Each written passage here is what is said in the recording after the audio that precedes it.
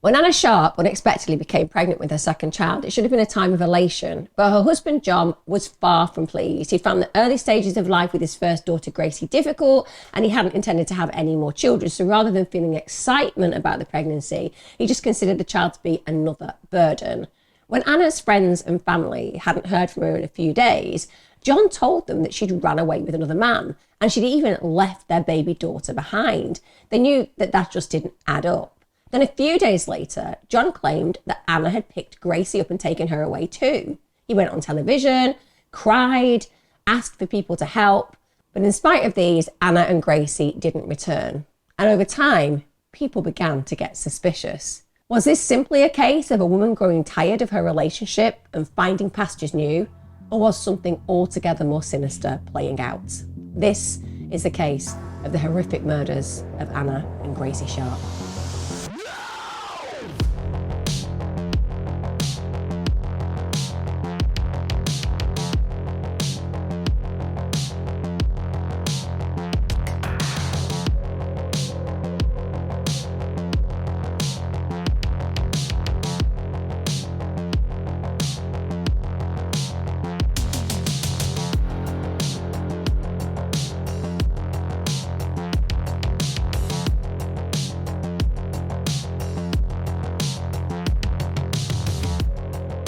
Hi there, my lovelies. I'm really excited to be back talking about one of my favourite gaming apps. So I've worked with Huge Casino before and they've sponsored me again for this video, which I'm really grateful for because I love the games on this app. And it's a game changer because if you really love casino games, but you just don't want to take risks, then this is perfect for you. It's a risk-free environment where you can enjoy playing slots and playing casino games, and it's completely free. You can download it on both iOS and Android devices. Now, when you join, you're going to be welcomed with an incredible bonus of 5 million chips, and that means you're going to be able to explore a variety of games right from the start.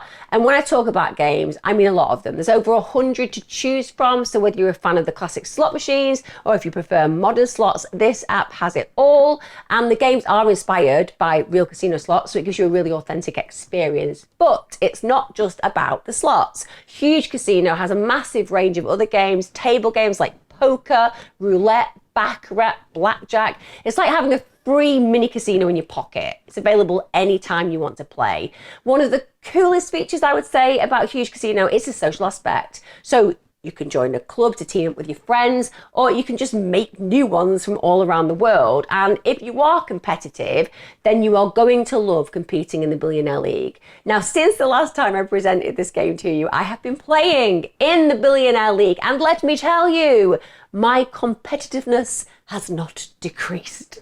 It really does add a whole new level of excitement to the game. Now, when it comes down to what I love playing at the moment, it comes down to Dorothy's Adventures, which I talked about in my last video. It's a game that reimagines the story of the Wizard of Oz, and I just find it really fun to play. Also, me and Pete keep trying to beat each other on it. I will be honest, he's beating me at the moment, but never mind. It just gives me a goal. Now, if you're looking for a fun, engaging and social gaming experience, then Huge Casino is definitely worth checking out. Give it a try. We might bump into each other in one of the clubs or at the slot machines. Happy gaming, guys. Click the link in the description to download Huge Casino and to receive 5 million chips. 5 million chips. Get it downloaded now. Hi guys, welcome back to my channel. Today I'm going to cover an Australian case. It's a case I've known about for a very, very long time. And I think that it's one that yet again represents that the people in our lives that we should be able to trust most are often the people that we need to be most afraid of. Also, if you are new to my channel, I release my content on a Wednesday and Sunday. So if you like crime and consistency, this is definitely the channel for you. If you like my top, you can get hold of them now. I cannot describe the quality of these hoodies. You will understand it if you actually buy one. They are incredible. Genuinely, aside from washing brilliantly, the weight of them is just awesome. Thank you to all of you who are getting in contact with us saying you cannot believe the quality of them. We really take it seriously when we send these items out to you. We do it all ourselves, so you really are getting a product that we create for you right here where I am now. We are a little bit of a family industry. Also, as ever, thank you to every single one of you supporting me on YouTube membership and on Patreon. I can't make this without you. You'll notice that new content is being put out there. I'm going to do more and more of that just to say thank you. Let's get on now with today's horrific case. So let's take a look at John Miles Sharpe. So he was born on the 28th of February, 1967 in Mornington, Australia. What can we say about him when he was growing up? He wasn't very popular, is what I would say. He was somebody who was considered relatively antisocial as far as he didn't have a lot of good peer relationships. He didn't have a lot of friends. He struggled to relate to people. He wasn't somebody that was considered a go-to by peers in his year. He was somebody who was a little bit odd, and it meant that people stayed away from him, basically. We all know that there are introverts, and of course, some people are socially awkward and socially anxious, but it feels as if it was a little bit deeper where this individual was concerned, and people just had an intuition and instinct not to be around him. He also failed the Year 12 exams, so it meant that he had a few struggles academically at school. Also, I would note that he did have a relatively close family, however, and therefore we cannot imagine that he was having the most difficult experience on a childhood level when it comes down to the way he was parented, etc. Things were okay. Now, in spite of his academic issues, he still manages to do okay in work. And then when John's 27, he meets 31-year-old Anna Marie Kemp. This is actually through work because they're both working in the Commonwealth Bank. She had actually been born in New Zealand, but as is the case with lots of people, she had pursued her career in Australia, and that's how they connect. And apparently, initially, they hit it off quite well. Their relationship does move relatively quickly, and by October 1994, which is just like a year after they've got together, John and Anna get married. Now, apparently, according to her brother, when Anna returned from a honeymoon, she told her mum that she'd made a mistake. So from the really early days of their relationship, she realizes that it's not ideal. And I think that a lot of us can also relate to the fact that when you are impetuous in a relationship and you rush through the milestones, such as getting married very quickly, you can, as the saying goes, repent at leisure. It also speaks volumes to me that in spite of the fact that from the get-go, Anna feels that her and her partner aren't necessarily meant to be, she sticks at it. And that demonstrates the kind of loyalty and commitment that she has. Now, one of the reasons for that will be because of her religion. She's Catholic and she's a real believer. And therefore, the idea of divorce is something that she would see as a failure, both probably in the eyes of herself, but also potentially in the eyes of God. And that's a big motivator for certain people to stick at relationships, even when those relationships are not that good for them. So she, over the years, said that one of the problems within their partnership was there was literally no passion, there was no love. And yet, in spite of that, she remains. And there is a big period of time that they are together without family, as in they don't have children. But we get to 2002, and John at this point leaves his job at the bank because he wants to work for someone he knows in the conveyancing business. And the idea behind that is in the end, he'll take over the business once the owner retires. So he has this new opportunity for a future that potentially he wasn't really considering before this moment. And shortly after beginning the new job on the 13th of August 2002, they have their first child, a baby girl, and she's called Gracie. So they have got a foundation relationally. They've been together nearly a decade at this point, of course, and now they are having a child. So I think from her perspective as a partner and a wife and now a mother, this would be really important because she is Catholic. She wants to have children and a family because I think that's really core to being a Catholic on the whole, that you see yourself as not just being here to serve the community and to be a good person, but also to have children. That is essentially what a lot of religions suggest, that it's really powerful to create the next generation. So I imagine this is a really great time for her on many levels because she's given birth to this baby. She's now got a whole different future ahead of her. And maybe it's going to alter the relationship between her and John because they have something to focus on together. But as is the case in so many relationships when a child is added to the mix, they can be stressful. They are the best thing you will ever do, but they can be stressful. And if you have a child that maybe has additional issues, then that stress is going to be exacerbated and amplified. So Gracie cries quite a lot. She struggles to feed, and any mother out there who's struggled to feed a baby, it's unbelievably upsetting.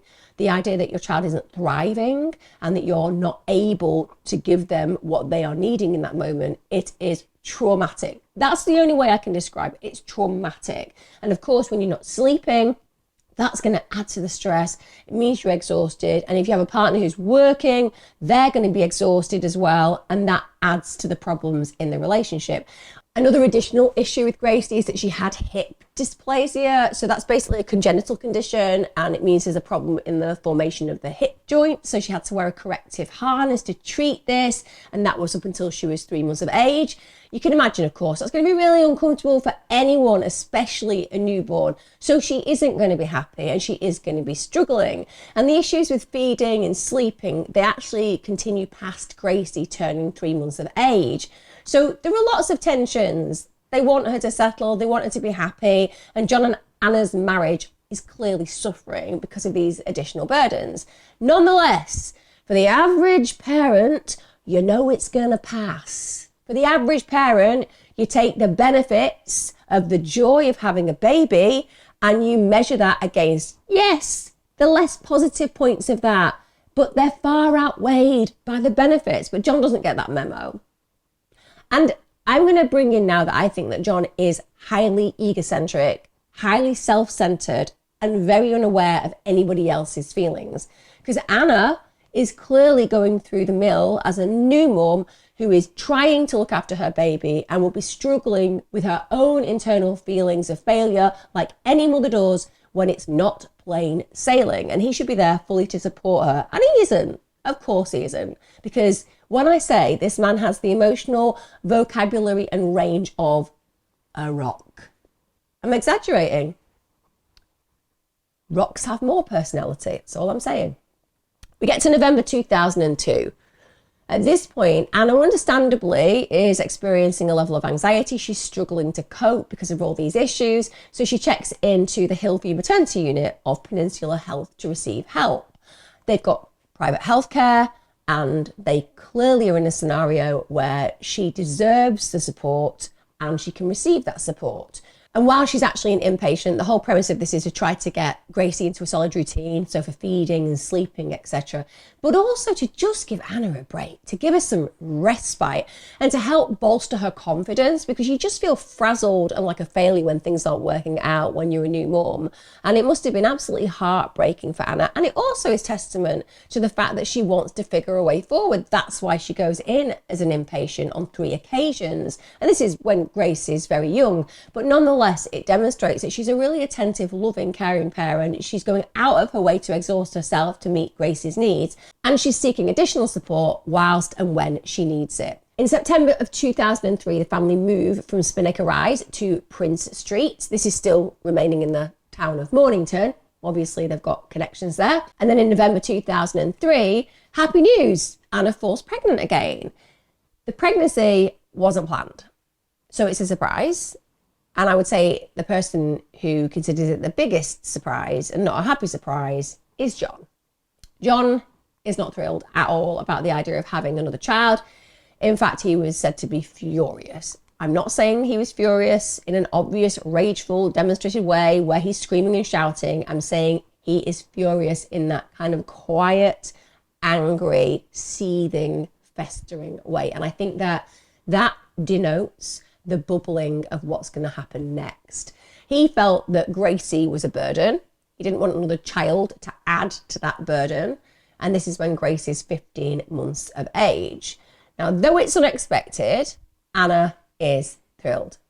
She's really happy. She's got all the issues that she's faced with Gracie, but she's not deterred by that. And again, what does that tell us about Anna?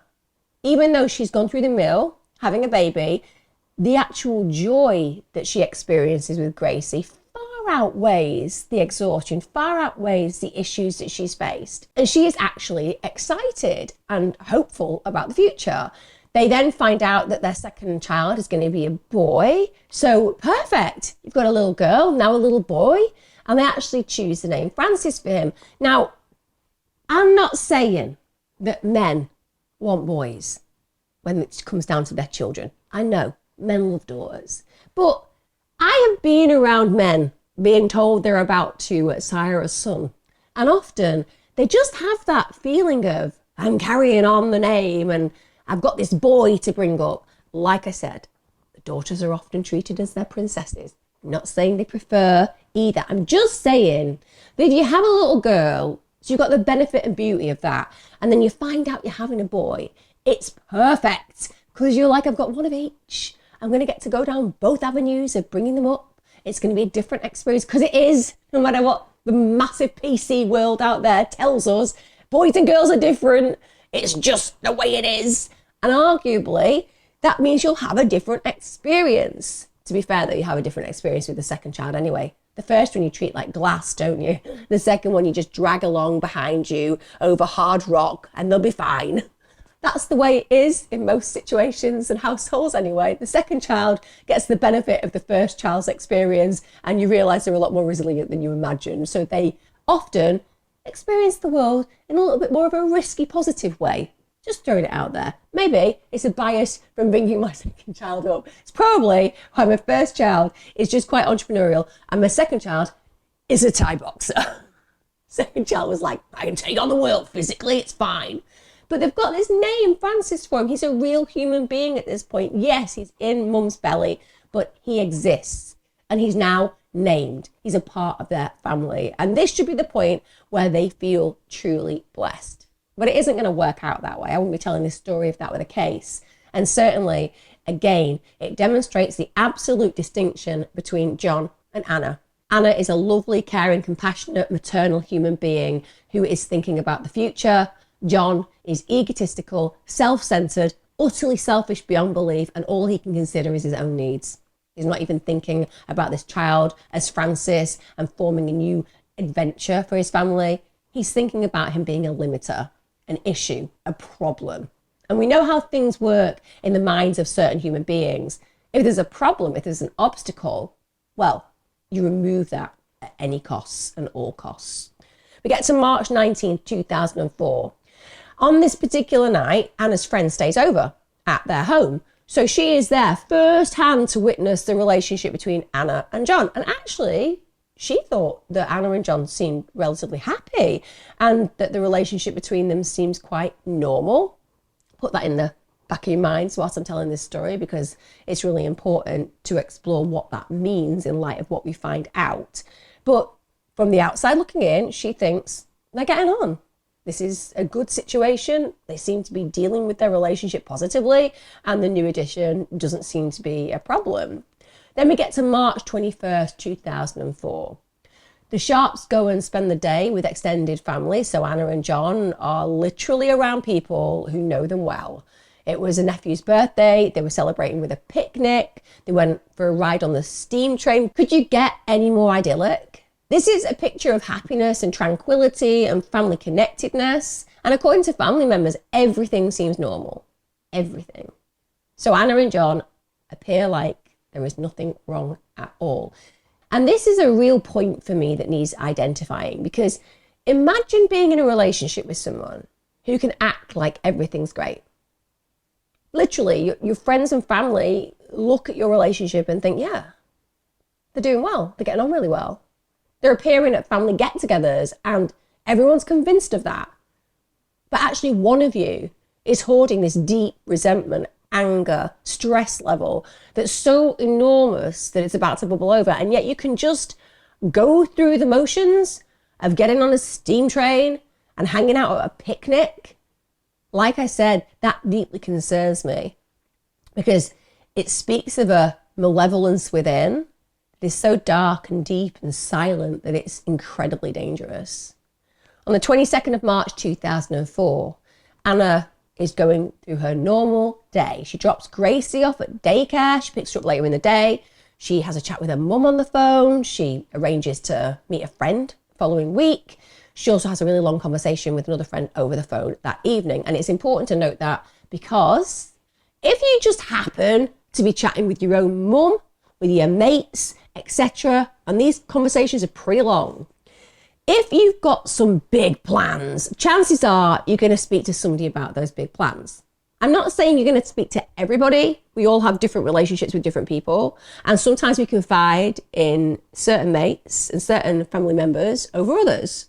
We all have those friends who we call during a crisis, when you've done something that you're humiliated over or where you've been naughty, and you know that they'll be the mate who listens to you and isn't supportive of your actions, but doesn't judge you, kind of makes you feel okay and makes you think about the bigger picture. It's very unlikely you're going to do the same with your mother, because, I don't know, you want to appear like a good little girl or boy. So we know that she's had several conversations with a range of people, and she's not indicating that anything's about to change in her life. Then, to add to this, on March 23rd, 2004, she calls her private health provider and she asks them whether she can have her unborn baby added to the care plan. So again, what's that telling us? It's telling us that she's not thinking about making any changes to her current living situation. Otherwise, she wouldn't be having those conversations. Now, that is actually the last time that Anna speaks to anybody outside of her household. That evening, John and Anna apparently have an argument. This is just before they go to bed. It's around 10 p.m. After Anna falls asleep, John lies awake next to her. He's thinking about his marriage. He's ruminating about all the things that he feels is wrong in his life. He thinks his relationship's unhappy. He thinks it's broken. With respect, John, why is she pregnant then? Just blows my mind, that stuff. If you think your relationship's so bad, why are you still being physically involved? Honestly, he's got her pregnant recently. Anna hasn't got the memo on where his feelings are, has she? But understandably, that's because people like John, they don't care about informing you of their feelings. They just care about their feelings. And ultimately, he's ruminating in that bed, thinking about how she's created all these limits, as opposed to all the positives that she's built into his world. He just sees her as a problem, something that he wants to get rid of. He's got all these negative feelings towards her.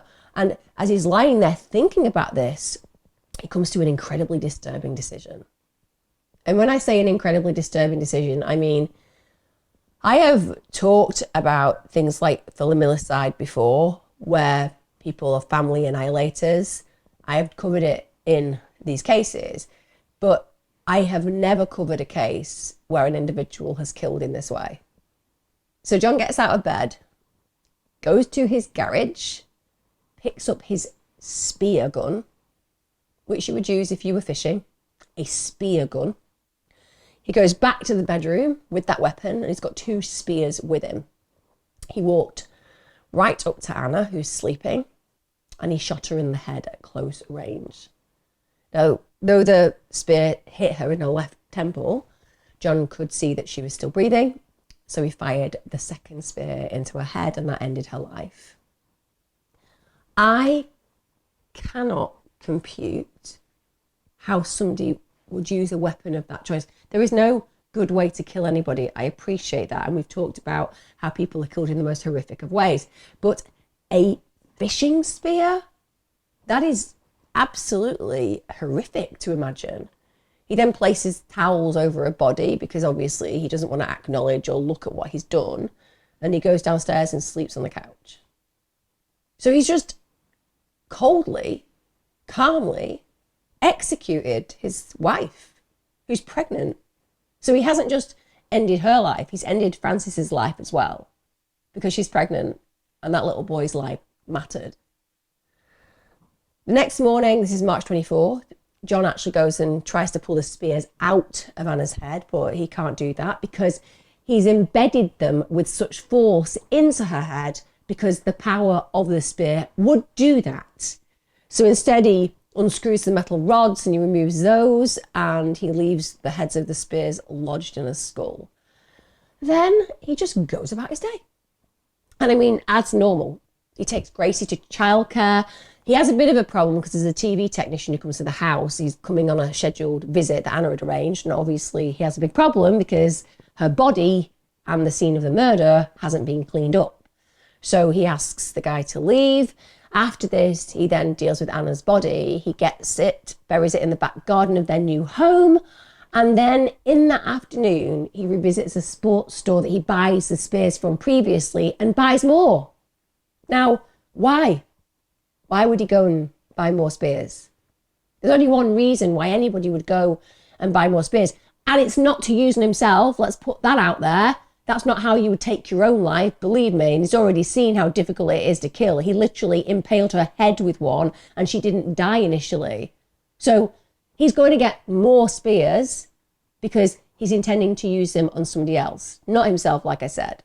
Because arguably he knows how difficult it is to kill. And if you took one of those and did it into yourself and then you had to do it again because you hadn't managed to end your life, it's going to be all but impossible in your incapacitated, painful state to do that. So this isn't about him killing himself, but this is certainly about him premeditating what's about to happen next. Now, on March the 25th, 2004, John starts to create this elaborate web of lies. John calls her friends, Dawn and Samantha, and says, "You're not going to believe this. Anna has left me for another man. And not only has she left me for another man, she's left Gracie behind." Now, her friends are probably like, "Yeah, I totally get why she would leave you for another man." That's what I'd be like. I'd be that friend. You know what? I hope she has. But I'd know if she had, she'd be calling me and letting me know.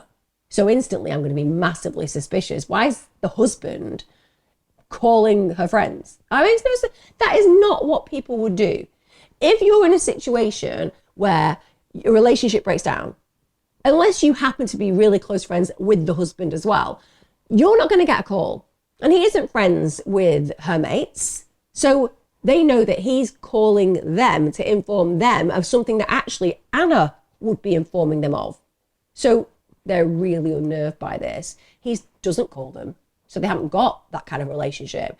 And ultimately, even if they stretch their imagination that she has left him for another guy, she would never leave Gracie behind under any circumstances whatsoever. Remember, she's pregnant. So she's got a child on the way. She's not going to leave her other child with John. But John then goes on to talk to Anna's family, repeats the same story, and they are really worried because they haven't heard from Anna in a few days. But then he also adds to this, oh yeah, another thing that you didn't know is I'm not actually the father of Anna's unborn child. It's actually the guy that she's run away with who's the father. That's the motivation behind why she's left. So then they're reeling from this. They're obviously deeply concerned. None of this makes sense, but he's just carrying on going through the motions. So John again takes Gracie to daycare. What they don't know at the daycare facility is this will be the last time they'd ever see Gracie again. At this point, John tells the staff that she wouldn't be coming back because he and Anna had separated. So he's covering his tracks all the time. He's trying to make it so that people aren't asking questions. Oh, well, I've been informed that Anna's left him for another man, therefore we're not going to get involved in that situation, and she won't be coming back to daycare because it makes sense that she's not going to be present because things have changed.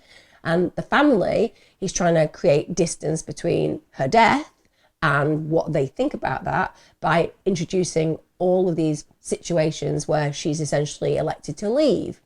We get to March 27, 2004, and this is where the twisted, sinister tale falls so dark, it's inconceivable to me. It really is. It's inconceivable that these kind of things can happen, that a father can be in such a mindset that they give themselves permission to do what he's about to do. Bear in mind, it is never acceptable to kill anyone. It goes without saying. But I do appreciate that in relationships, you are in a situation where you can have problems, and those problems can amplify and escalate, and the fractures in your foundations can grow bigger. And sometimes people with a predisposition for killing, shall we say, will act because of those negativities that they've created and formed in their relationship. However, that extending to your children feels so left field. The idea that you can ever look at a vulnerable, helpless child who needs you, who loves you more than anything and anyone in the world, and think, I want to end their life, it's so depraved. It's so evil. It's as if the devil walks the earth in these situations.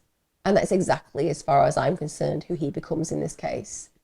He puts Gracie to bed, then he gets really drunk, has loads of glasses of whiskey and coke.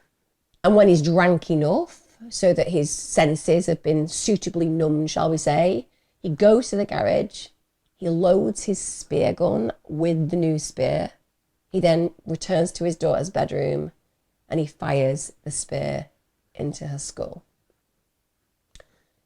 What is absolutely horrific on top of what I've just described is it doesn't kill her. It just pierces the left side of her head and she is screaming. She's in agony, horrified, terrified. She has no power in this situation. She's not even 2 years of age. She's screaming. The spear's lodged in her skull. And John just leaves her. John goes downstairs, grabs 2 other spear rods, then goes back to Grace's room and fires the 2 rods into her head. But Grace is still alive. After that horror, that little baby girl is still alive. So he pulls the spear he had fired initially out of her head, reloads it, fires it again. Eventually, it kills her. I can't even begin to compute how that little girl would have experienced those final moments. It's horrific. And I think it tells us something very clearly, that he absolutely fully intended to kill her. Because firstly, he's told the daycare staff that she wouldn't be returning. And secondly, even when she is screaming after that first impact, as opposed to that deterring him. Because, you know, in these circumstances that can happen. You suddenly brought to your senses, you realise the horror you've inflicted, the pain a child is in this circumstance, and it makes you relent on those actions. Not for him. He executes her in absolute cold blood, knowing the agony that she's enduring. The next morning, obviously, he has issues because he's got bodies to deal with. So John pulls out the spear and rods from her head, holds a towel to cover his eyes because he doesn't want to look at her. He wanted to kill her. He wanted to execute her in this way, but he doesn't want to actually look at her. Why? Because it disassociates himself. If he doesn't see her, if he's just dealing with an object that needs to be discarded, that's far more palatable than humanizing her. So he's dehumanizing her by refusing to look at her, because then she isn't a person. She isn't his daughter. She isn't the being in this world that relied on him most. She's just rubbish to be disposed of. He then wraps her in rubbish bags and a tarpaulin. He uses duct tape to seal her in. And then he takes Grace's body to Mornington Refuse Transfer Station. He also throws away some of her clothes and toys at this point, also disposes of the murder weapon. Just throws her away like rubbish. Can you imagine that? Taking a child that you've brought into this world, a child that loves you, that needs you, and just discarding her like she's worthless, like she's useless, like she's nothing. That day he also rings Anna's mum. Bear in mind what he's been doing. He's now killed 2 people, his wife and his child, and yet he's still able to actually get in contact with her mother and say that Anna's now come and picked Gracie up from him. So he's completely devoid of any connection emotionally. And during that call, he even says that Gracie was with Anna in, quote, a bigger and better place. Now, that type of language is terrifying.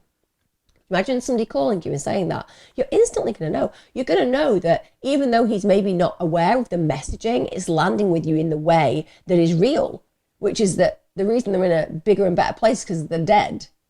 And for Anna's family, this must have been terrifying and also so frustrating because he's doing a job on this situation where he is covering tracks. And that means it's going to be really difficult for the authorities because as far as they're being told and as far as they're potentially concerned, she really has gone off with this guy. We get to March the 29th and John actually goes into a Bunnings warehouse. This is a DIY garden and hardware store. And he ends up buying a chainsaw, duct tape and 2 tarpaulins. Now, clearly, it's a murder disposal kit, isn't it? It's about somebody who's killed somebody going, and creating an opportunity to remove the body by buying these items. I mean, I think anybody who sees somebody on CCTV buying these kind of things, you're instantly going to be thinking, what the hell have you been doing, you know? Because we all know from watching things like this and all the other documentaries that are out there, this is straight from the serial killer's handbook. After he's done this, the next day, March 30th, John digs up Anna's body from the spot where he's buried her in the back garden, because he knows, of course, if the investigators are going to find out that she's missing and start to get suspicious, the first thing they're going to do is come to his home and get a warrant to search the inside and the outside. So a body in the back garden is going to lead them straight to him. So at this point, he knows, I've got to get rid of her. So he takes her body, he cuts her into 3 pieces. Let that sink in. His wife, his pregnant wife, he cuts her body into 3 pieces with the chainsaw, then wraps the pieces in the tarpaulins. Then he takes her to the Mornington transfer station. And from there, she would be taken to another landfill site, basically. And he tells the attendant, I have a bootload of hard waste. So that's how he's describing his wife. A bootload of hard waste. Could he be any more detached from the reality of his actions? He also throws out the mattress, because that mattress had been soaked in Anna's blood. Of course it had. He wants to get away with this. This isn't a man who's not in control of his faculties. He knows exactly what he's done. He knows why he's done it, and he intends to get away with it fully. He's got that conveyancing business to work on and take over. He's got a future now without the hassle of his wife or the children that they were bearing. At the end of the day, he can get on with tomorrow, having the life he's always dreamt of. And over the next few weeks, John really gets into this act where, you know, he's just the aggrieved partner who's been left by the deceitful wife, and he's trying to keep up this appearance that Anna is alive. She's simply left him rather than coming to any harm. And he's so manipulative in the way he does this. So he writes letters to Anna's friends. He sends a Mother's Day card and flowers to his mother-in-law, claiming that they're from Anna. He uses Anna's credit card, of course he does, because that's going to be a sign of life. And the authorities take that quite seriously, because obviously if somebody is alive, they're going to be needing money and using things like credit cards. Also, he uses her mobile phone on a few occasions. So this again is another sign of life. He's sending emails from Anna's account to her family. This includes her mother, her brother. In those, he writes that Anna's alive and well, confirms that she has indeed left John for this other guy. But the problem is that this doesn't actually reinforce that she's gone anywhere. This just backfires for John, because the family know. There's no way this is the way that she would have acted. And also, the emails don't sound like her, so they're really suspicious at this point. And he even emails her mother pretending to be Anna and actually asking her mum to respect and understand her wish for privacy, saying that she was really enjoying life like she never had before. Well, you know what? Even if that were the case, and she was having a blast of a time because she'd met this new guy and they were playing happy families, she would be singing it from the rooftops from the people who love her. She wouldn't be saying, by the way, I'm not going to contact you anymore. The family have a good relationship with her. No way on God's earth would it be that she would be freezing them out. So now the family feel that something truly sinister has taken place. And of course they're right. John even goes as far as appealing for information on TV interviews about where Gracie and where Anna are.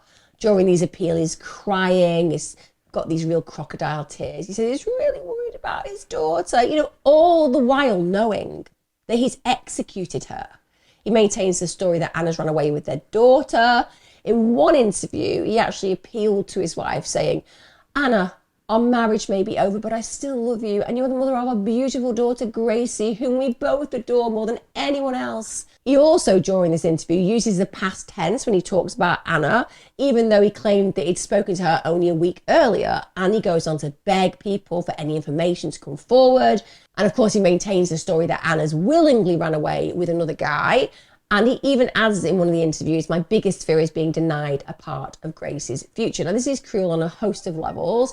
Our marriage may be over, but I still love you, as you are the mother of our beautiful daughter, Gracie, whom we both adore more than anyone else. I haven't harmed my wife or my daughter. I haven't harmed either of them. If they could just come forward and, even if you don't ring me, just the media or police or her. But one of the biggest cruelties is the blow to Anna's reputation. Because if you don't know this guy, if you don't know this relationship, if you don't know Anna, you're going to be creating this identity with who she is as a human being. And you're going to be thinking to yourself, wow, she's left this guy by himself and he's taken his daughter and denying him any kind of relationship with her. You're going to be thinking that she's not the nicest person at all. And to disregard the sanctity of her reputation in such a manner, it demonstrates a callousness that's really quite unheard of in life. You know, when we meet people like John, they are fortunately so incredibly rare, but the callousness level, it's something that very few of us will ever come across in our experiences in human beings around us because it is so rare. And he really is doing a lot of reputational damage to her. The gall of him to be asking for a relationship with Gracie when we know he's murdered her, it's shocking. And Anna's family are devastated. They are heartbroken that he is going around calling her out in this manner. Bear in mind, as I said very early on in this video, Anna was a devout Catholic. She would never have an affair. They knew that she would never be in a scenario where she'd be unfaithful to her husband. Also, the fact that she hadn't immediately taken Gracie, that was another big red flag. That was something that all of her close family and friends said she would never dream of doing. Now we get to the 20th of May 2004. At this point, Victoria Police receive a request from New Zealand Police to look into the disappearance of Anna and Grace. Her family are now beside themselves. They've got increasingly worried. More and more time has passed. They're getting this sporadic contact from her, but at the end of the day, none of it's making sense. They certainly didn't buy the story that Anna's become pregnant by another man. They found the emails that they've received to be really, really odd, especially because this seems to be the only contact that they now have from her. So then the police go and speak to John because they're finding it strange as well. And he says to them, listen, what can I tell you? She left me for another guy on the 23rd of March when she moved to Chelsea. She did come back. I did see her because she collected Gracie the following Sunday. And I have seen them 3 times since then. But for the police, it really didn't make sense because arguably this guy's saying that she's left of her own volition, she's taken the child, he's done TV appeals, and yet he's saying that he has seen her on a few occasions. So is she actually missing? Why is he asking for the child to be brought back if he actually has some kind of contact physically with her? That just doesn't seem to make sense. And they start being concerned that something indeed has happened to his wife and his daughter that may be of a very sinister nature. So they decide that they're going to keep him under surveillance, and it's heavy surveillance. And then it all starts to unfold that those suspicions are well founded. So they witness him retrieving Anna's phone and ATM card from a hiding place in a public bathroom in Mornington.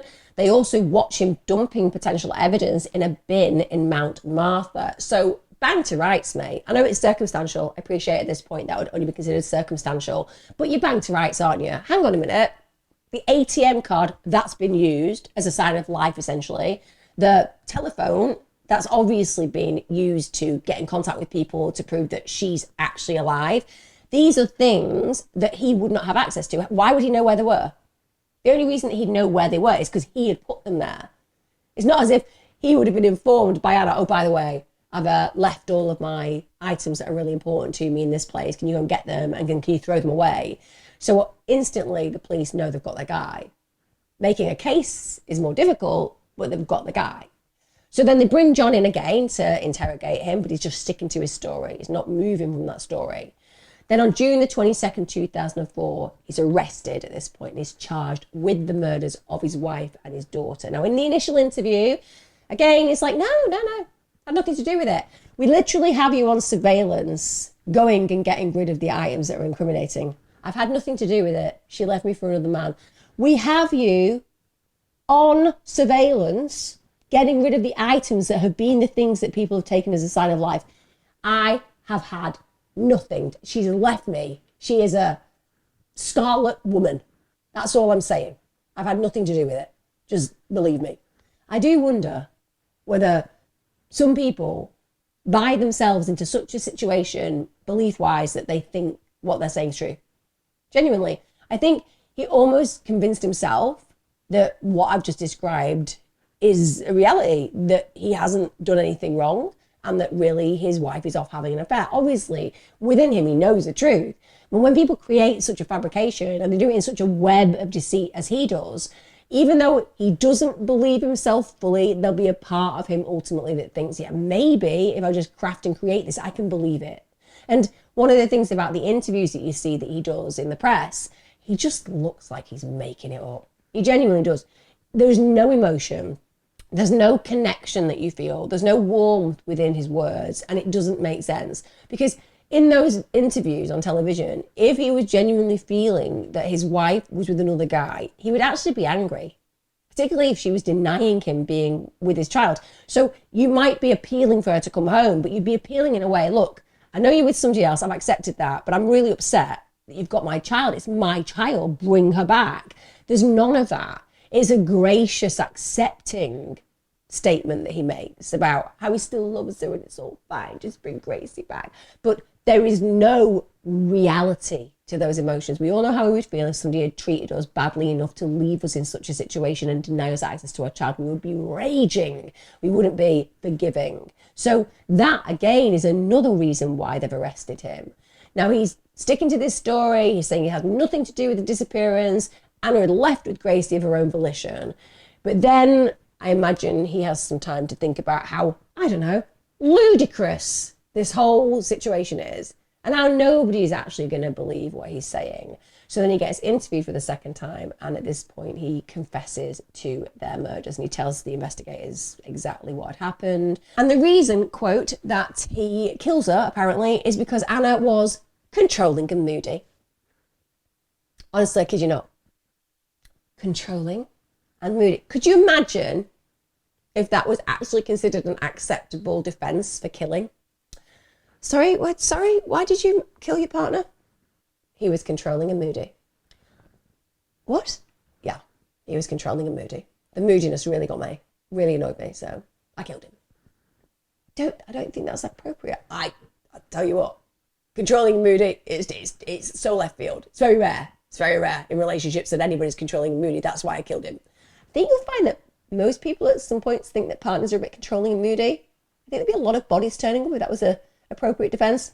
Never happens. It's rare. Just saying. She was controlling and moody. That's why I did what I did. Genuinely.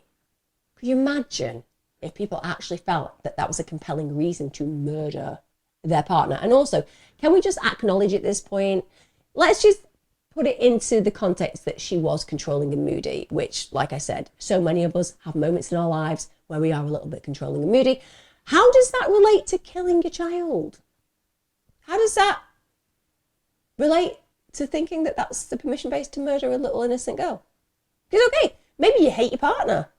Maybe you do the despicable thing and kill them. Terrible. You deserve to go to hell. But to kill a child? There's no witness to the relationship between you and your partner. Has no power in that. She's an innocent party here, and yet he kills her in the most brutal of ways. He also says that the reason he killed his wife was because she stopped him seeing his family as frequently as he wanted to. Oh, what can we say there? Sorry, did you say that you are somebody who feels it's acceptable to kill your wife because she didn't let you see your family very often? Exactly that. Didn't you literally go to a picnic the day that you killed her? Oh, I haven't really thought this through, have I? No, I don't think you have. I don't think you have at all. Actually, I'm just going to go off now and I'm going to get the taser. What? Why are you going to get the taser? I don't know. Just feeling compelled to have a taser on me during this interrogation. I think you'll find that it's not necessarily appropriate to bring a taser into an interrogation. I'll decide what's appropriate. Anyway, just got off into my little what could happen in interrogations when people come out with this kind of BS. It wouldn't be legal, I appreciate that. It wouldn't be legal, but nonetheless, it could feel at times like a very appropriate measure. Anyway, he confesses, blames her. Of course he does. If he hasn't already created the indignity for her as deriding her reputation publicly and on television and basically making her seem like somebody who has happily left the relationship and taken his child, that's not enough. He's now going to blame her for her death. You know, if she hadn't been controlling, if she'd let him see his family more, she'd still be alive. Whatever, John. Then it comes to light that John had actually bought the spear gun from Sport Philip Marine around 6 weeks before he committed the murders. Now, this isn't a guy who goes spearfishing. He's never been spearfishing in his life. He's never talked about spearfishing. He's never thought about potentially taking it up as a hobby. He had no intention to start. And what's really sneaky and disgusting and horrific is that he was practicing using the weapon in his back garden. Imagine that. Imagine being Anna. You're not going to be sitting there thinking, why has he bought this spearfishing item? Why has he done that? You're going to be thinking, oh, John's having a bit of a midlife crisis. Maybe he's thinking about a new hobby and he's just taking practice in the garden. You're not thinking for 1 second, maybe he's going to kill me with that. He also bought a second spear in the same transaction in which he bought the gun because the gun only came with 1 spear. So obviously he wanted another. And he told the investigators that he'd actually been contemplating killing Anna when he bought the spear gun. So this immediately brings us into the recognition that it's premeditation. He's premeditated these murders. He'd been planning to do it for some time. He even tried to suggest that he had contemplated caring for Gracie himself, but just there was all this madness and that's when he lost the plot. So imagine being in that situation. What he's trying to do there, he's trying to garner some sympathy. Oh, you know what? I did actually think that maybe I would take care of my child.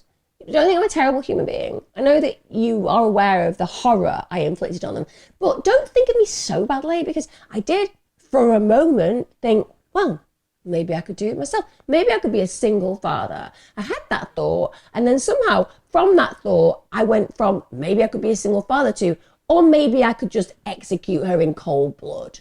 But it could have been worse. I might never have had the thought about trying to go it alone. At least I did that. Don't judge me so badly. I mean, egotistical, don't cut it. Simple as that. So yeah, he blames the situation for all getting a little bit out of control. And that's when he went and did what he did to his daughter. And he said that after he'd killed his wife, he had to ensure that the lies he told about Anna were believable. And that meant that one of the reasons that he motivated himself to kill Gracie was he knew that everybody would recognise that there's no way she would leave her child. And he actually told the police, on top of this, that he also felt that nobody should be without their mother. So just let's think about that for a minute. Break it down. He says the reason that he makes a decision not to be the single father is because no one's going to believe that Anna would have left her. So now Gracie's a problem. Ultimately, he recognises that's going to destabilise his alibi because nobody's going to imagine that Anna's not going to come and get Gracie. And he also gives himself a permission base to murder his daughter by saying, oh, no child should be without a mother, as if that validates and excuses killing her. And killing her in a fashion that is so unusual and painful, it's almost inconceivable to think it could happen. So then he actually takes Gracie, bear this in mind, after he's murdered his wife, he takes his daughter back to the Sport Philip Marine and buys another spear for the spear gun. That's what he uses to kill Gracie with. And then the fact that he takes that little girl to purchase the weapons that he's going to use to kill her, could you be any darker as a human? We all know what it's like when we have children with us. They're innocent, naive, fun, smiley, giggly, sometimes cranky, but they're such a presence in our world. She was in the store where he bought what he intended to kill her with. The malice in that, the coldness in that, it's diabolical beyond belief. Officers were not happy that they hadn't got the bodies. We all know that it's going to be a more concrete case if you can get the bodies, because obviously that's very powerful for a prosecution. But I don't think that the officers were as concerned about that as they were about bringing that little girl and her mother home. I genuinely feel that they were 100% dedicated to that. The officers searched that landfill for 3 weeks. It was a massive operation, and they were looking for the blue rubbish bags because he'd informed them that was how he discarded of the bodies. So they are going through all of these numerous bags, and we all know what it's like when you dispose of rubbish. It's smelly, it's disgusting, it's slimy, things degenerate, and they're having to manage all of that, the smells, the sensory experience, whilst knowing that ultimately they're looking for decomposing bodies. So they have got to deal with this day in, day out, the stench, the horror, and ultimately both the fear of finding the bodies and the hope of finding the bodies must have been so traumatic for the officers. And they actually managed to track the bodies to a landfill site in Churong. So they were able to note that that's the area they were looking for. And fortunately, because there were thorough bookkeeping in these sites, they were actually told the rough area of the tip that they needed to search, which narrowed it down to 100 square meters. So that did save an incredible amount of resources, but it was still extensive. And even though they narrowed it down, it took a hell of a lot of work. And so that was a huge expense for the police force, but it demonstrates the commitment that they had to bringing those girls home.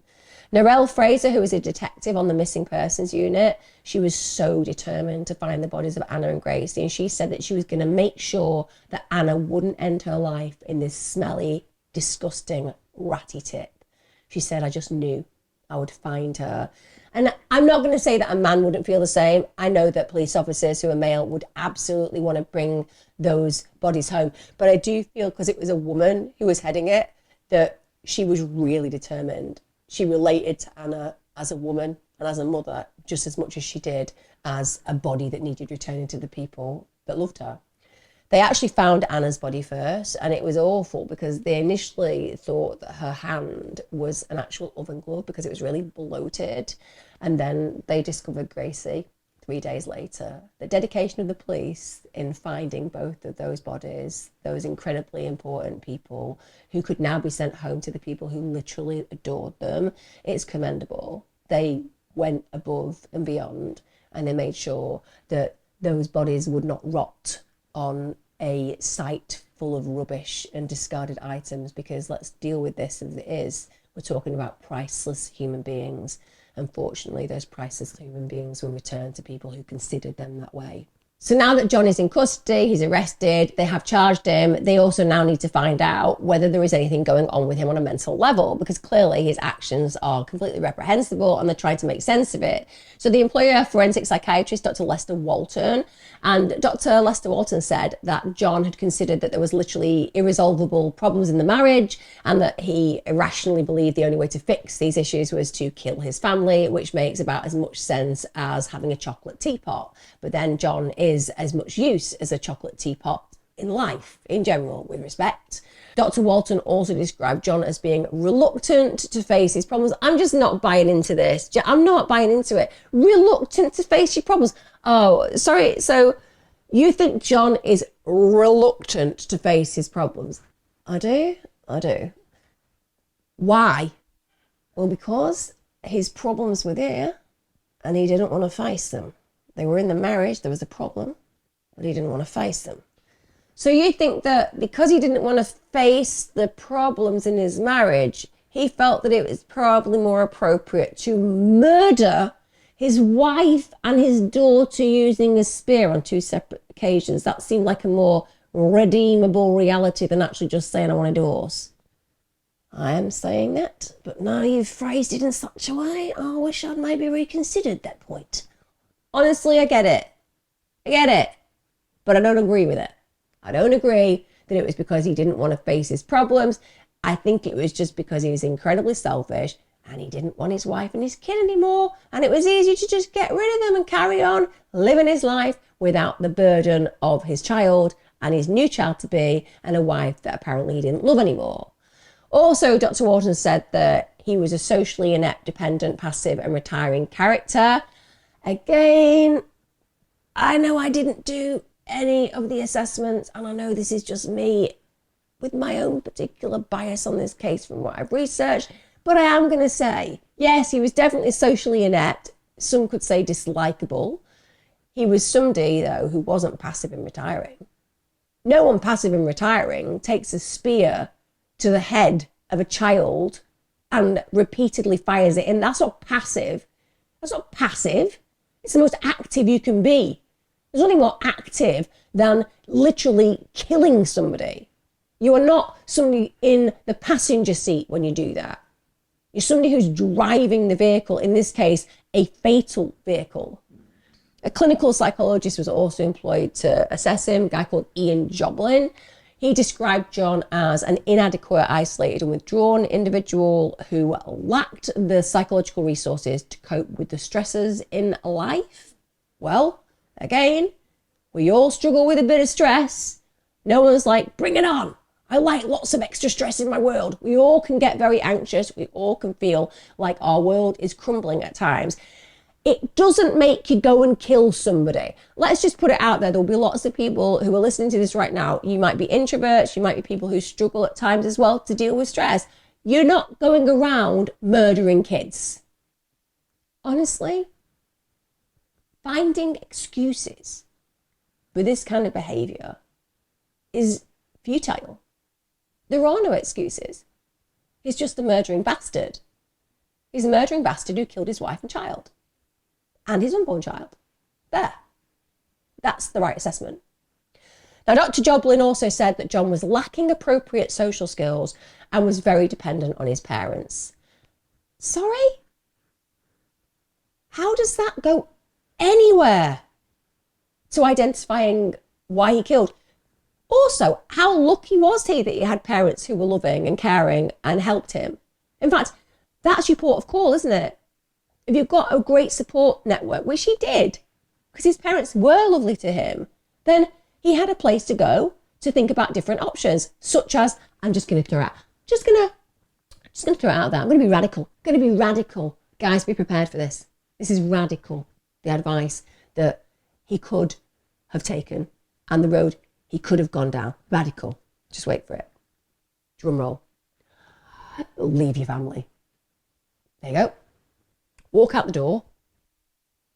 Divorce your wife. Even abandon your kids. Let's just really future forward it. Just abandon them. You know what? I'd have been fine. Relieved, I imagine. Relieved. She'd have been relieved. She would have gone on with her life. Maybe met somebody good for her. Brought her children up in a loving environment without your malevolent behaviour and presence, because it must have been that way behind closed doors. It must have been that way, festering, resenting her. And yet, he doesn't take that. It's just such a simple solution. The simple solution was, leave your wife and your kids. There you go. All sorted.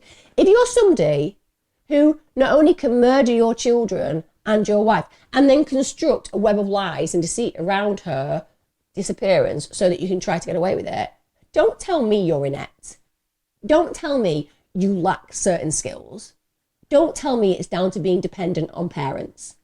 It's down to your twisted, dark interior that people smelt back in the day at school. That's why they didn't like him. That's why they didn't want to be around him.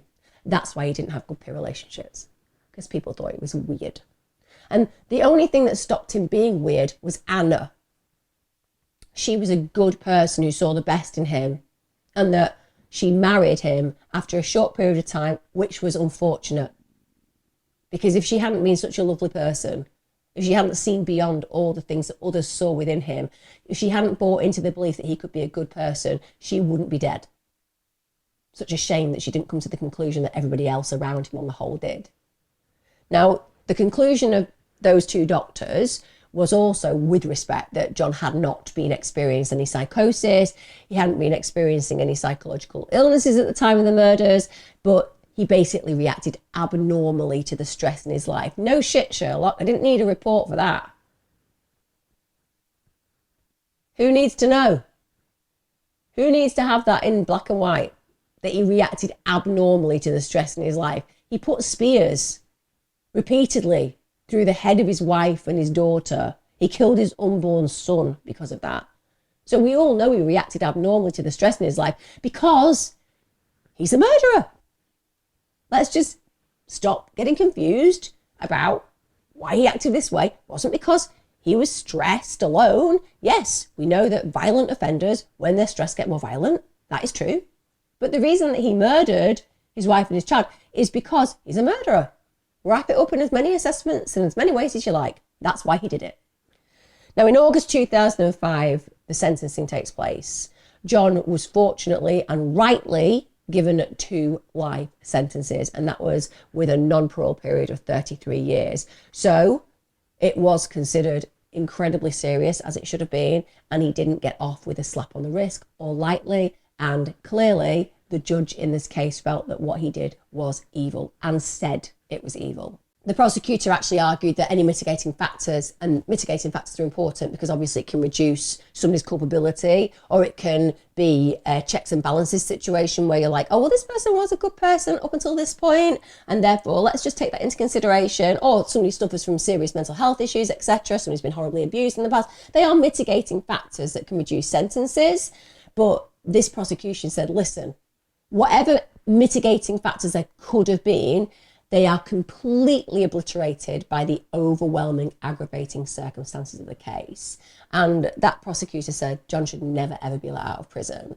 Now, Justice Bongiorno, they said that what John had done was egregiously wicked and that he was yet to reach a state of genuine remorse for his actions. So even though he'd appeared in court, he'd pled guilty, he hadn't actually acknowledged how evil and wicked he was and recognised the true extent and horror of what he'd done. The judge also went on to say that the murder of his daughter Gracie had been carried out in circumstances of unspeakable callousness, and the motive for the murder was simply so that the first crime of basically killing Anna would not be discovered. It's horrific to even begin to contemplate how anybody could logically come to the conclusion that the best thing to do with Gracie was to put spears through her head so that it didn't look suspicious when she was still present and Anna wasn't. Also, bear in mind, this happened in Australia. Now, I lived in Australia. I love Australia. Would you please have me back? Well, you won't because of my age, unfortunately. So if somebody can just get that changed, I would love to come and spend some time there on a long-term basis. Anyway, I digress. When I was out there in Australia, I became really interested in Indigenous people. I'm always super excited by the history of places. And so I went to places like Kakadu and I really explored the art and the actual history of Aboriginal people. And with respect, one of the things that I found really intriguing was the legal side, because tribal law exists. And some of you will be like, what's this then? What are you saying about tribal law? Why are you interested in it? Well, I'm just saying, the Aborigines believe in balance. The Indigenous people of Australia think that there is an order. And the order is that when somebody commits a crime, you bring the family and the community together and you say, what is appropriate for this crime? And that prevents vigilante behaviour. So it is dealt with by the elders. The decision is made, everyone agrees, and it goes ahead. And, you know, you might get speared. You might get a spear, you know, put in your thigh, for example. And tribal law, like I said, is not about excesses. It's about what's just. And there was one occasion where I heard of a man who had raped a woman, and the tribal elders decided that they would put these spears into them, but the way the spear went in, you couldn't pull them out that way because, unfortunately, if it did, it was barbed and it would cause you really horrific damage. So therefore, you literally had to put the rest of the spear through yourself. I'm just saying, you know, it makes sense. I'm not saying it's the right thing. I'm not saying that, you know, in court they should have brought John in and speared him with a fishing spear or anything. Just saying that maybe if the Indigenous people had had the way, that might have been seen as a suitable crime. That's not even me pretending to be the judge in my ideal world of what happens when things like this occur. I'm saying that when it comes down to tribal law that is respected, and understandably, because even though we have Western laws that we believe are appropriate, just because that's the way we believe in law doesn't mean that that's the way that Indigenous people believe in law, and there has to be a compromise there. So, like I'm saying, not suggesting that he should have been speared in court. I'm just saying that it would be interesting to see a judge with a fishing spear in court. And if that said fishing spear went off and ended up in John, would we be sad? Just throwing it out there. Would we be sad? I don't know whether we would. I might even attend court for such a thing. Sorry, I sound very French Revolution there, don't I? With my knitting around the beheading area. Anyway, for Anna's family, this length of sentence, it won't actually be justice at all, because he still gets to live, he still gets to breathe, and they have to know that he gets that in spite of the horror that he inflicted on the people that they love. And with respect, the motive for murder was just so ridiculous. He just didn't want to stay in a relationship. That was something that he could have left at any point of his own volition instead of taking this horrific action. And even though he got all these years, when they heard the sentencing, it wasn't justice. It just feels bitter because he's breathing. Anna Kemp's mother was watching the sentencing from her New Zealand home. She was in Dunedin, which is a beautiful area of the world in New Zealand, and they were watching it via video link. And Sharpe's elderly parents, who also attended, because bear in mind, they're victims too. They've lost their grandchildren, their daughter-in-law, and they loved her. They came and they sat through that situation and they described their son's crimes as horrific. In fact, Valerie Sharpe read out from a prepared statement outside the court.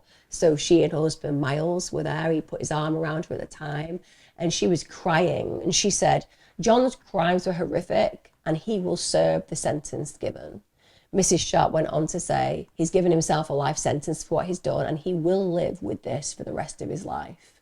Mrs. Sharpe also described the months following the double murder as really stressful. It was very traumatic for both of the families. And one of Mr. Sharpe's nieces, Amanda, she issued a statement saying it was on behalf of the non-supportive family members of John Sharpe. She said, we would like to say that John's crimes have stolen 3 beautiful and precious lives. Amanda also said, we send our heartfelt condolences to Anna's family in New Zealand, whose pain and suffering is tremendous. She also thanked the police in Victoria and New Zealand for pursuing the case. And Victoria Police Homicide Squad Detective, Inspector Steve Furness, he said it's been a long and sometimes physically and emotionally difficult investigation.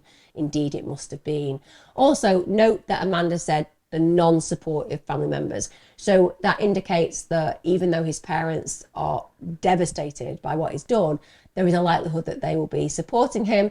And I think that's always quite conflicting because we want to see these predators and perpetrators locked away with the key thrown away and no light coming into their lives again. Equally, when you have children, particularly children who've been highly dependent on you, as he was on his parents, it makes sense that they will still love and care for him in spite of the horrific ordeal he's put them and other members of the family through, and in spite of his murderous actions. Now, there is some speculation that the motive behind John murdering Anna was that she'd actually found out he was abusing their daughter. Now, bear in mind, there's no evidence to confirm whether that's actually true, but it does seem that there is a potential that he had a history of abusing other kids. So this is revealed in letters to his family from an alleged victim. So one of the letters read, John hasn't just snapped as of recent times. He's always been sick, manipulative and sly. But none of you were ever privy enough to see that side of him. The victim, who also claimed that she'd been abused by John for 2 years, said that she'd been his prey, describing him as a dangerous monster. She said that his smell still haunts her. Now, I cannot say that's what happened, but I think when we consider the fact that he was such a monster at the end, he could easily have sexually abused somebody.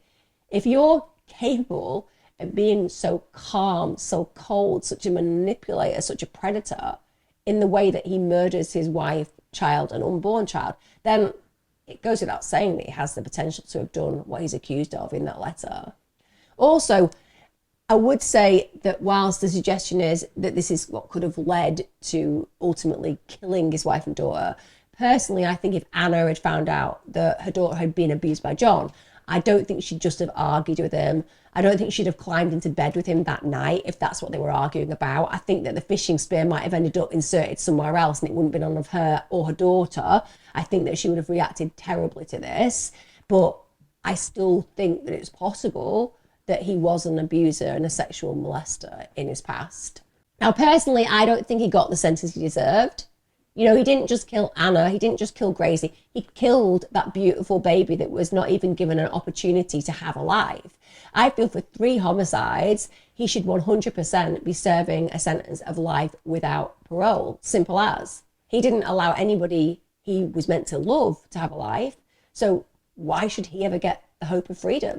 And I also think that you can't argue in these cases a loss of control on his part, because it wasn't a loss of control. Even though they apparently had an argument before he went and killed her, he bought that spear gun weeks in advance. And also you've got the passage of time, the fact that he murdered Anna and then had time to regroup and figure out what he was going to do next. And he still went and killed Gracie. It gave him loads of time to cool down. Think about what the definition of a serial killer is. I know we're dealing with malicide, but it's still, think about what you say a serial killer is defined by. You have a person who kills more than 2 people with an all-important cooling off period in between. That's what he had.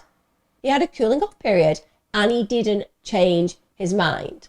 The fact that he still went through with brutally murdering his daughter shows what a monster he is, and monster is the correct word. He killed his wife, his unborn child, took time to think about it, and then murdered his daughter in exactly the same way. Also, knew that first spear didn't actually kill his wife the first time. He had to use another one to kill her. So he knew that was a possibility in killing Gracie, and yet he still took that route. He still took that weapon and murdered his daughter in that same gruesome way. Anyway, that's what we expect when it comes down to these kind of individuals. Like I said, this isn't about him being socially inept, dependent on his parents. This is because he's a murderer. He's a brutal, calculating, cold-blooded killer. That little girl, it took 4 times to kill. Can't even imagine the horror, pain, agony, fear that she'd have had in her final moments, the confusion that it's my father doing this, it's my dad, my daddy, the man who's meant to protect me, inflicting this agony on me. It's one of the cruelest methods of killing I've ever heard of. Literally. You think to yourself, even in these circumstances where these killers want to dispose of people that are meant to have meaning to them, you think that they would at least afford them a painless death, the quickest death. Not him. He didn't care. They weren't people. They were just burdens. They were baggage that needed to be thrown away. And he demonstrated absolutely no remorse whatsoever. He also showed them no respect when he dumped their bodies in that landfill. What a monster of a human being. And I honestly hope that he gets to suffer as greatly in his life on a daily level as they got in those final moments. Why didn't he just leave?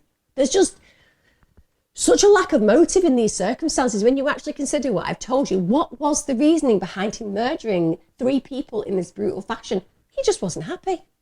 He just wasn't fulfilled. He didn't like his life. So this ultimately was his answer. Now, this speaks more of the malevolence and darkness that inhabits this human being. That's why he would never be safe.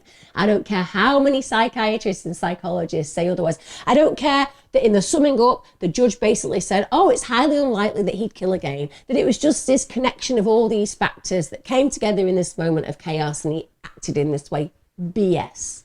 Bullshit. I call bullshit. I call bullshit.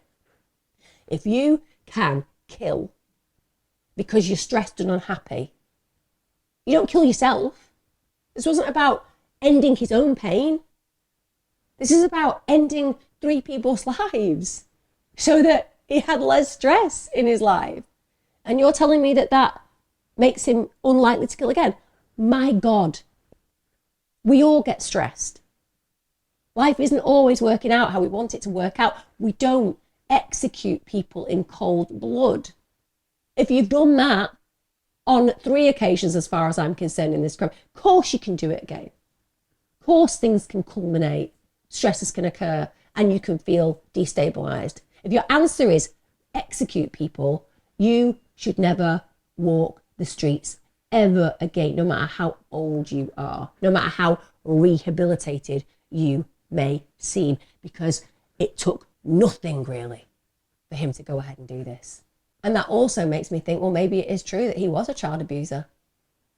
Maybe he was a cold-blooded, violent, sadistic sexual and physical predator all along. And I'll tell you what, that makes a lot more sense to me than the reports about him where he's just some inept person needing his parents to depend on, and that's why he acted like this, because he just couldn't handle the stress. Maybe he was the stress.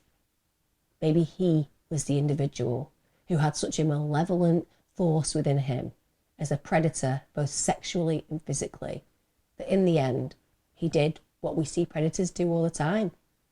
Allowed himself to be the true monster. In this case, the murderer, the family annihilator, the killer. Not a man who was socially awkward and had a few issues with dealing with stress. Let's call it as it is. He's an absolute bastard. And I hope to God he rots in hell. Love to know your thoughts on this, guys. Sorry for the language. I'm not trying to let myself down. I have a baby. She looks at me like I am the most trusted person in her world. She's my ward. It's my job and my duty to protect her at all costs. And the idea that I could look at her and put spears repeatedly into her head, and knowing that he did that,